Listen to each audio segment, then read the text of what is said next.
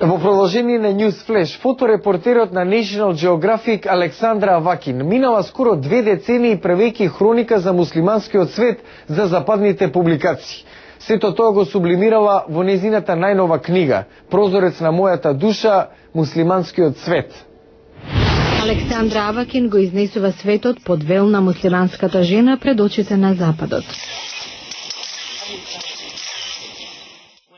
Овде во Иран пред 1 деценија фоторепортерката минала голем дел од последните 17 години во муслиманскиот свет, фокусирајќи се на војната и конфликтот и честопати ризикувајќи го животот. Авакин работела за магазинот Time, за New York Times и последниве 15 години за магазинот National Geographic. Таа вели дека била привлечена од темата војна и конфликти од неколку причини. Имав потреба да бидам вклучена во светот и тоа што се случува во него. Исто така сватив дека моите корења се од луѓе кои бегале од ужасни работи. Авакин го покривала и првото палестинско востание и имала и пристап до починатиот претседател Јасер Арафат.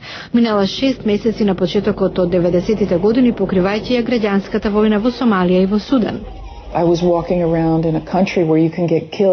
Патував низ земјата во време кога можеше да бидеш убиен за лименка Кока-кола или очила за сонце.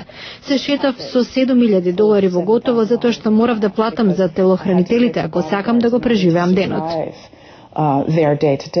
Авакин честопати била во ризични ситуации да обезбеди уникатни фотографии. Која е најзначајната лекција која научила од нејзиното патешествие низ светот?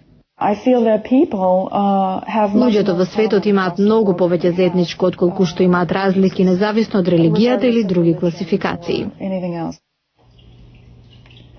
Глобалната одисеја на фоторепортерот Александра Авакин е збиена во незината книга «Прозорец на мојата душа, патувањето низ муслиманскиот свет» која издаде National Geographic.